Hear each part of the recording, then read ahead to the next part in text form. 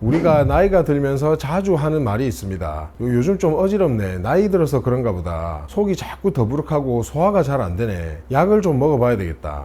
아이고, 이제 조금만 움직여도 숨이 차고 이제 늙어가는갑다. 아주 평범하고 익숙한 몸의 변화처럼 들립니다. 그런데 응급실에서 15년 넘게 환자를 봐온 응급의학과 의사인 제가 진료실에서 가장 주의 깊게 확인하는 증상들이 바로 이런 증상들입니다. 왜냐하면 어떤 증상은 정말 노화일 수 있지만 어떤 증상은 나이 탓으로 넘기는 순간 치료 시기를 놓쳐서 위험할 수 있기 때문입니다. 특히 애매한 어지러움에 말이 좀 어눌해지거나 한쪽 팔다리에 힘이 빠지는 느낌이 같이 온다면 단순 피로나 빈혈로만 보면 안 됩니다. 또 체한 것 같고 소화가 잘 안 되는 증상이 2주, 3주 이상 계속되는데 약을 먹어도 반복이 된다면 그냥 위장이 약해졌다고만 넘기면 안 됩니다. 그리고 전보다 숨이 쉽게 차거나 가만히 있어도 답답하거나 누우면 숨이 더 찬 느낌이 든다면 이 역시 나이 들어서 체력이 떨어진 문제로만 볼 수 없습니다. 우리 몸은 정말 위험한 신호를 보낼 때도 처음부터 드라마틱하게 말해주지 않습니다. 오히려 그냥 어지러운 정도,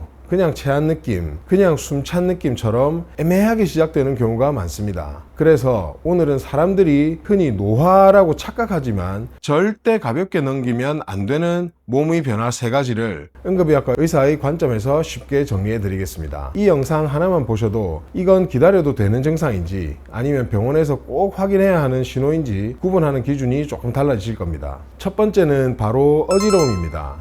요즘 좀 어지럽네. 나이 들어서 그런가? 이렇게 넘기는 분들이 정말 많습니다. 물론 어지러움의 원인이 전부 심각한 병이라는 뜻은 아닙니다. 귀의 평형기관 문제일 수도 있고 혈압 문제일 수도 있고 피로가 쌓여서 그럴 수도 있습니다. 그런데 제가 응급실에서 오래 환자를 보면서 가장 안타까웠던 경우는 이 어지러움을 너무 오래 나이 탓으로만 넘기다가 중요한 진단 시기를 놓치는 경우였습니다. 특히 어지러운 느낌과 함께 몸이 한쪽으로 자꾸 쏠린다든지 걸을 때 휘청거린다든지 말이 순간적으로 어눌해진다든지 한쪽 팔이나 다리에 힘이 빠지는 느낌이 있었다면 이건 단순 노화로 보면 안 됩니다. 이런 증상은 뇌로 가는 혈관이 좁아졌거나 일시적으로 막혔다가 풀리는 신호일 수 있습니다. 무서운 건 이런 증상이 몇 분 있다가 좋아질 수도 있다는 겁니다. 환자분 입장에서는 괜찮아졌네 하고 넘기지만 의사 입장에서는 그 순간이 뇌졸중으로 가기 전에 몸이 보내는 경고일 수 있습니다. 물론 모든 어지러움이 뇌질환이라는 뜻은 아닙니다. 하지만 이전과 다른 양상의 어지러움이라면 확인은 필요합니다.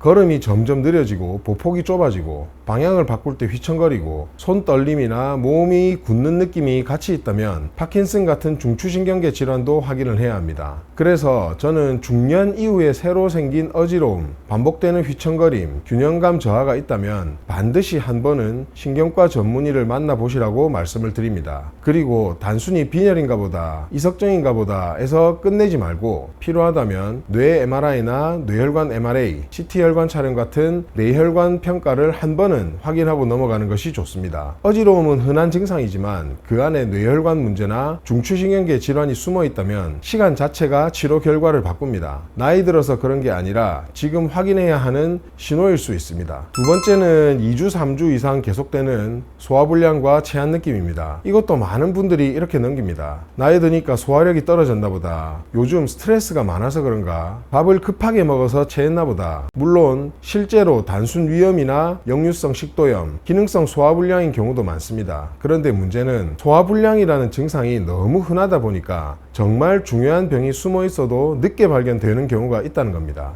응급실에서도 또 진료 현장에서도 한두 달 동안 계속 체한 것 같고 속이 더부룩했는데 약을 먹고 주사를 맞아도 좋아지지 않아서 검사를 해보니 진행된 암이나 췌장, 담도, 위장관 질환이 발견되는 경우를 봅니다. 핵심은 이겁니다. 한두 번 체한 것은 누구나 생길 수 있습니다. 하지만 2주, 3주 이상 반복이 되거나 약을 먹어도 계속 돌아오거나 예전과 다른 양상으로 불편감이 지속이 된다면 그때는 단순히 소화력이 떨어졌다로 끝내면 안 됩니다. 왜냐하면 위, 췌장, 담낭, 담도 같은 장기들은 문제가 생겨도 처음부터 강한 통증으로 말해주지 않는 경우가 많기 때문입니다. 처음에는 그냥 명치가 답답하다, 조금만 먹어도 배가 부르다, 속이 더부룩하다, 체한 것 같다 이런 애매한 느낌으로 시작할 수 있습니다. 특히 체중이 빠진다든지 식욕이 줄었다든지 검은 변을 본다든지 구토가 반복된다든지 통증이 등 쪽으로 뻗친다든지 밤에 불편감 때문에 깬다면 이건 반드시 확인해야 되는 신호입니다. 이런 경우에는 위장약을 며칠 더 먹어보는 것보다 위내시경, 혈액검사, 복부 초음파, 필요하면 복부 CT 같은 정밀 검진으로 원인을 확인하는 것이 훨씬 중요합니다. 소화불량은 흔한 증상이지만 오래 지속되는 소화불량은 이야기가 달라집니다. 나이 들어서 소화가 안 되는 게 아니라 몸 안에서 확인해야 할 문제가 보내는 신호일 수 있습니다.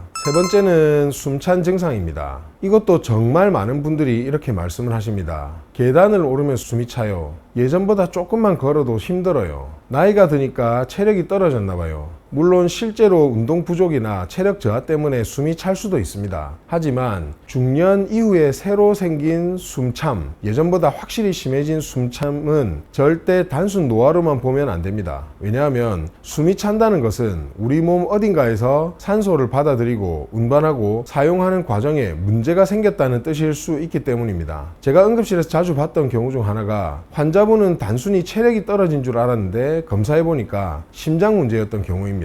협심증이나 심근경색이 꼭 드라마처럼 움켜쥐고 쓰러지는 모습으로만 오지는 않습니다. 어떤 분들은 가슴 통증은 거의 없고 계단 오를 때 숨이 찬다, 걸으면 답답하다, 쉬면 좀 나아진다 정도로만 느끼기도 합니다. 심지어 운 좋게 큰 고비를 넘긴 심근경색이 나중에 심장기능 저하나 숨찬 증상으로 발견이 되는 경우도 있습니다. 심장 외에 꼭 확인해야 할 부분은 폐입니다. 천식이라든지 만성 폐쇄성 폐질환, 폐섬유화, 폐렴 같은 질환도 처음에는 그냥 숨이 조금 차고 기침이 오래가고 예전보다 활동량이 줄어드는 정도로 시작할 수 있습니다. 그리고 심장과 폐에 문제가 없다면 전신 질환도 생각해야 합니다. 빈혈이 심해도 숨이 찰 수 있고 갑상선 문제나 심부전, 심지어 암이 상당히 진행될 때까지도 특별한 통증 없이 걷거나 계단 오를 때 숨이 좀 찬다는 증상만 앞에 나오는 경우가 있습니다. 그래서 저는 숨찬 증상이 새로 생겼거나 몇 주 이상 지속이 되거나 점점 심해진다면 반드시 검사를 받아보시라고 말씀드립니다. 기본적으로 심전도, 흉부 엑스레이, 혈액검사, 산소포화도 확인은 필요하고 상황에 따라 심장 초음파라든지 심장 CT, 폐 CT, 폐기능 검사까지 확인을 해야 합니다. 특히 가슴이 답답하거나 식은땀이 나거나 누우면 숨이 더 차거나 다리가 붓거나 숨이 차서 밤에 깨는 증상이 있다면 더 빨리 병원에 가셔야 합니다. 숨이 찬 것은 단순히 체력이 떨어졌다는 말로 끝낼 증상이 아닙니다. 몸이 산소를 제대로 처리하지 못하고 있다는 신호일 수 있고 그 원인은 심장일 수도 폐일 수도 전신질환일 수도 있습니다. 나이 들어서 숨찬 게 아니라 지금 확인해야 하는 신호일 수 있습니다. 여기까지 들으시면 이런 생각이 드실 수 있습니다. 검사를 너무 많이 하면 비용도 많이 들고 CT 같은 건 방사선 노출도 괜찮습니까? 예, 맞습니다.